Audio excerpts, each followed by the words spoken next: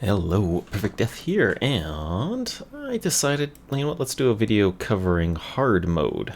I started recently doing some hard mode missions just to try them out, and essentially once you hit like HQ level 30, this little button pops up and you can switch to hard mode. It's going to set the Morganas to be the level of your highest level bell, so Belfast is 114, so basically this is going to be like an HQ 114 battle. There are a couple of other little changes that really change how these fights work, so they're not like a normal battle that you would normally have. They get rid of like dodging essentially and some other things as well. Some stuff is a little bit buggy. I've heard some people say like some of the damage modeling is kind of rough, but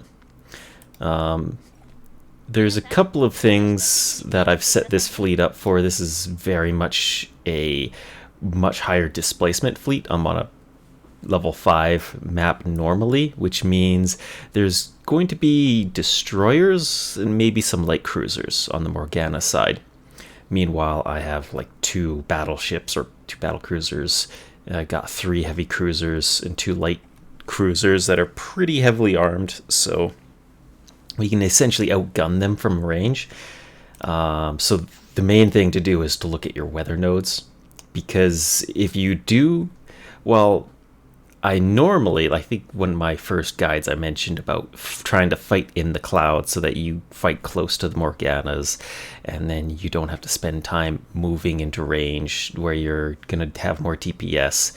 That's more for like an early game thing, and it can also help for some of the later game fights, but this is more of a normal mode where you have a lot of evasion bonuses and you can just dodge at close range.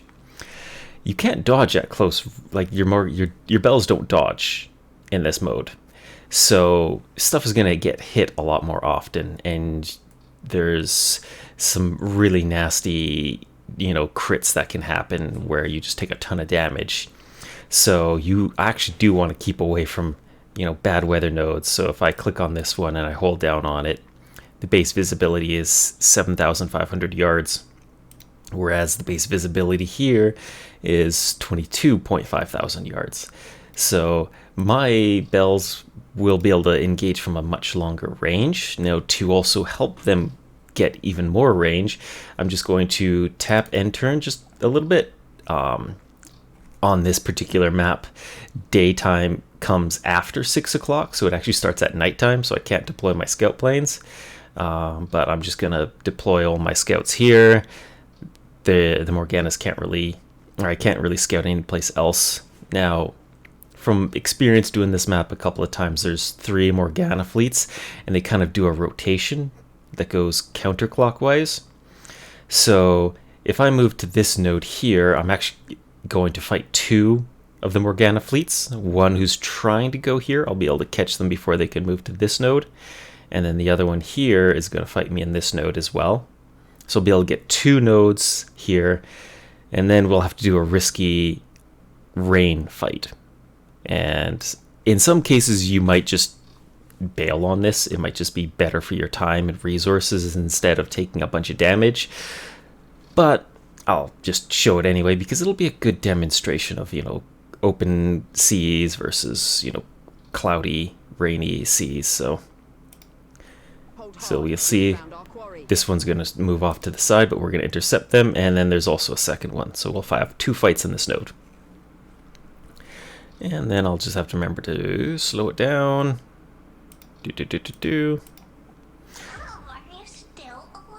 Now, I have Congo as the flagship, even though she's not ideal for this, just because I want her to get more EXP, because the flagship gets bonuses. But yeah, you can see we're just popping them off. Now, Hood's not actually engaging at this max range, and that's because she doesn't benefit from scouts right now. It's something where ships that don't have hangars can't equip scout planes. They can't benefit if you've scouted the enemy. The devs, I think, are planning on doing some kind of change. I think what their plan is to give all ships some potential for equipping scout planes. so that you can refit them enough, and then they will be able to equip a scout plane. But so basically, yeah, Hood's kind of just hanging around. Sometimes the weather's bad enough that she can't actually shoot in this max distance. And the others can because they have the scout planes. But during the artillery phase, we'll see even the 8-inch guns go, and they deal a lot of damage. I find that even the Morganas have a hard time dodging, even at long ranges. If you get a good fire director and a range keeper, then it makes things even easier. I think I have a 0.2 fire director accuracy thing, so it could be better. It could be even more accurate, but so if you have enough firepower, you can just destroy the Morganas at long range if you set your fleet up for that. And that's the sort of safe way of doing it. Now, going into the rain clouds is a very different experience. This is where people say it gets too risky, and we might see that. It's very hit or miss, and sometimes you can get absolutely slammed. So we'll see. It's actually a pretty good learning experience to try out hard mode, and just to see. Yeah, you can see there's like no dodging. They're mostly aiming at Hood, and they didn't land any crits. They didn't hit any flooding. Sometimes they hit you under the water line and they cause flooding. So that was a pretty good, where they all aimed at Hood. Sometimes they aim at somebody else. Sometimes they get a crit. But you can look at the amount of EXP just from doing this one mission. It's like 1,000 for everybody else.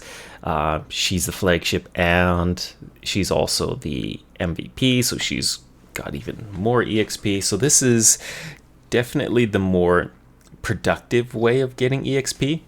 You also get even more diplomatic channels, which lets you buy some other things as well. You're just potentially taking more of a risk if you're trying to fight at night or in bad weather. Now, there's a couple of things that are really useful for surviving hard mode, and one of them is the Morgana Reverse Engineer, because that's a 25% field repair after a battle. But you also get a bunch of accuracy bonuses from this. So, better accuracy in bad weather, better accuracy at night, better accuracy at long ranges and short ranges. So, in general, that for me was the tipping point from where hard mode became a lot easier. That and just more displacement, more guns. So there are some easier maps. I think the one that I've seen people recommend a lot more is the Johnston Atoll, because it's only destroyers. So because it will match you to the level of the highest bell, it'll scale the rewards for you. You just won't get as much in the terms of amount of enemies that you fight. There's also some added extra rewards as well, like you can get some unique modified items, like if you get a gun that drops from, like say a American dual purpose gun drops from this particular map, like the one of these destroyer guns, you might find it with a little perk attached to it extra, so it has a little extra stat of some kind. And so I know the players in the Discord are trying to keep track of which maps drop those kind of equipments so that they can farm them. But either way, you know, you definitely can get into hard mode earlier than what I did. And I've heard some people go into like the torpedo route, where they are totally fine with getting to bad weather, because if you get your initiative up high enough, that is the stat specs initiative. I'll just pin it. So the initiative stat, this one will allow you to do torpedo attacks before the morganas can, right? So that's very useful if you find yourself in a really close range brawl in bad weather or at nighttime. Then if you have a really good initiative modifier, then you'll be able to just dump your torpedoes and annihilate the morganas in pretty much just one turn with just one big torpedo salvo. That's assuming you've equipped and geared up your bells for that. The bells I'm running are just all, guns and lots of firepower. Currently, radar is bugged. It doesn't work on any bells except for the German bells who come with it normally. Yeah, and so that's something that's gonna also get fixed as well. But as I mentioned, there's a hangar limit. So Hood has been refit enough she can equip a scout plane, but she doesn't have hangar limit. So it sounds like they might do some things to add just hangar limit capacity onto a lot more bells, just so you can give them all scouts.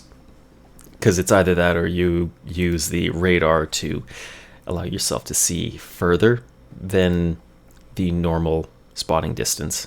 So I think I'll call it there for this video. That's just a quick overview of hard mode battles. Take care.